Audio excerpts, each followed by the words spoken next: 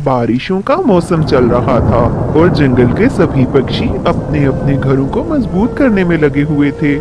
जग्गू चिड़ा किसी काम से जंगल से बाहर गया हुआ था और चीनू चिड़िया बेचारी बीमार भी थी और उसके दो छोटे छोटे बच्चे भी उसकी जिम्मेदारी थे। और चीनू बेचारी बीमार होने के बावजूद अपने बच्चों को भी संभालती और साथ ही साथ अपने घर को मजबूत करने के लिए तिनके भी इकट्ठा करती। हाय चक्कू जी, कहाँ रह गए हैं आप? अब आप ही जाएं। मुझसे अकेले नहीं संभाली जाती ये सारी जिम्मेदारियां। सच में बहुत तबीयत खराब है मेरी। हाय अब आ जाएं। और दूसरी तरफ बाकी पक्षी भी अपने घरों को मजबूत कर रहे थे। अरे ओ काली, इस बार मैं मोटी लकड़ी लाया हूँ अपने घर को बनाने के लिए। पता है ना, पिछली बार भी बरसात में हमारा घर टूट गया था। वो तो शुक्र करो कि चीनू बहन ने हमें अपने घर में पनाह दे दी, वरना तो पता नहीं क्या हो जाता। अच्छा बस बस, जब देखो अपनी चीनों बहन के गुण गाते रहते हैं। चलो अब जल्दी करो, जाने कब बारिश आ जाए, मौसम भी बहुत खराब हो रहा है। साथ ही पिछले दरख्त पे तोता और तोती रहते थे और उन्होंने भी अपने घर का काम खत्म कर लिया था। सुनिए जी, घर का काम तो खत्म हो गया है, मगर एक चिंता अभी भी बाकी है। घर में अनाज भी खत्म होने वाला है। अगर बारिश शुरू हो गई तो अनाज लेने जाना बहुत मुश्किल हो जाएगा। तुम ठीक कह रही हो तोती, हम आज ही जाते हैं अनाज इकट्ठा करने के लिए। ये कहकर तोता और तोती बाहर चले जाते हैं अनाज लेने के लिए। चीनू चिड़िया अपने घर की खिड़की से ये सब कुछ देख रही थी कि कैसे सारे पक्षी तैयारियों में लगे हैं। वो बेचारी परेशान हो जाती है और जग्गू के आने की दुआएं करने लगती है, मगर आज भी जग्गू नहीं आया था। फिर वही हुआ जिसका डर था। शाम होते ही बारिश शुरू हो गई और बारिश भी ऐसी तूफानी थी कि चिड़िया के बच्चे डर गए और अपनी माँ के परों में आके छुप गए। अरे मेरे बच्चों, डरो नहीं, मैं हूं ना आपके साथ। और ये आवाज भी बादलों के टकराने की थी, कोई ऐसी चिंता वाली बात नहीं है। फिर चीनू अपने बच्चों को कहानी सुनाने लगती है ताकि बच्चे डरे नहीं। वहाँ काली कौवी अपने घर में मजे मजे के पकवान बना रही थी क्योंकि वो बारिश को खूब इंजॉय करना चाहती थी। ये लीजिए गर्मा गर्म पकोड़े, जरा चख के तो बताएं कैसे लगे आपको। अरे वाह काली, तुमने तो पार्टी करा दी यार। वाह, ये बारिश और साथ में पकोड़े, मजा आ गया। तोता और तोती भी अपने घर में सुकून से बैठे थे। अरे तोती, बहुत अच्छा किया तुमने जो याद करवा दिया कि घर में अनाज नहीं है, वरना तो बारिश में हमें भूखे ही रहना पड़ता।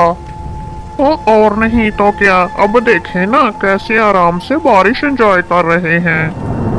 उधर चीनू बेचारी पल पल परेशानी में घुले जा रही थी क्योंकि उसका घर दूसरे पक्षियों के जैसे मजबूत नहीं हुआ था और बारिश थी कि रुकने का नाम ही नहीं ले रही थी। सारी रात बारिश लगातार होती रही।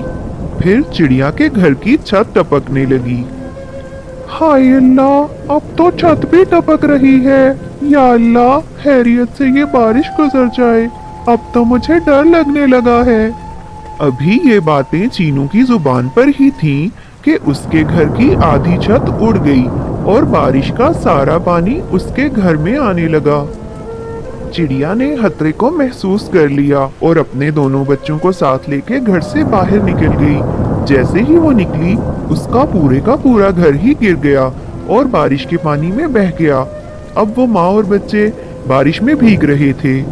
कालू ये सारा नजारा अपने घर की खिड़की से देख रहा था। अरे काली, देखो ना, चीनू बेचारी का घर टूट गया है। चलो हमें उनकी मदद करनी चाहिए। याद है जब हमारा घर टूटा था तो चीनू ने ही हमें अपने घर में बना दी थी और अब हमारी बारी है। इस बार हम उसकी मदद करेंगे।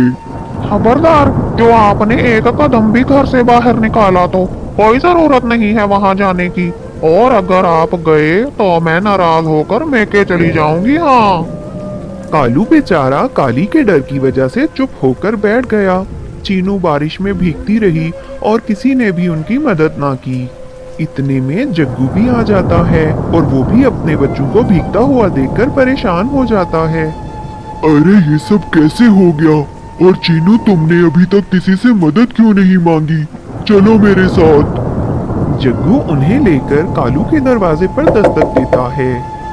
कालू भैया, दरवाजा खोलो, हम मुसीबत में हैं, हमारी मदद करो। कालू कोई जवाब नहीं देता क्योंकि काली कव्वी ने उसे डरा के रखा हुआ था, मगर वो दिल से राजी नहीं था और उसे चीनू और जग्गू के लिए बुरा लग रहा था। जब कालू के घर से कोई जवाब न आया तो जग्गू बच्चों को लेकर तोते के घर चला गया। वहां भी काफी देर दस्तक देने के बाद जग्गू बेचारा निराश हो जाता है। तोता और तोती भी उनकी मदद करने के मूड में नहीं थे।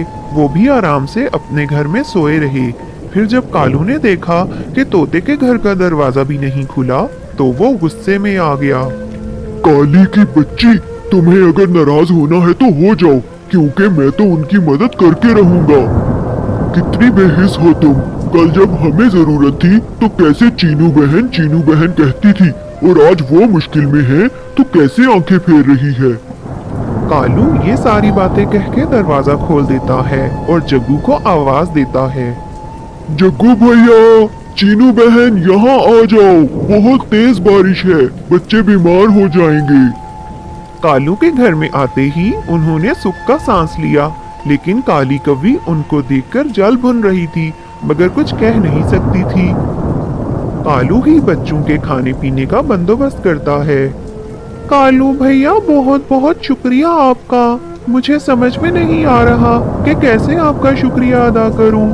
आप बहुत अच्छे हैं, वरना आजकल कौन किसी के काम आता है। अरे नहीं, शुक्रिया कैसा? कल आप लोगों ने हमारी मदद की थी और आज हमें ये मौका मिल गया। यही तो जीवन की असल खूबसूरती है। हमें एक दूसरे के काम आना चाहिए। काली कव्वी ये सब सुनकर गुस्से में आ जाती है और उससे ये बर्दाश्त नहीं होता। वो जल्दी में पैर पटकती हुई तोती के पास जाती है कालू की शिकायत लगाने के लिए। हालांकि कव्वे ने इसे रोका भी, मगर फिर भी उसने एक नहीं सुनी। तोती के घर जाते ही काली इसको शिकायतें लगाने लगी। अभी कुछ ही देर गुजरी थी कि अचानक से धड़ाम की आवाज आई। जग्गू और कालू भागे भागे बाहर गए तो तोते का घर भी बारिश की वजह से गिर चुका था और सब पक्षी उसमें फंसे हुए थे। वो बुरी तरह जख्मी हो चुके थे। फिर कालू और जग्गू तोते, तोती और काली की मदद करते हैं बाहर निकालने में। अब काली और तोती को एहसास हो रहा था कि ये सब इनके कर्मों का फल है।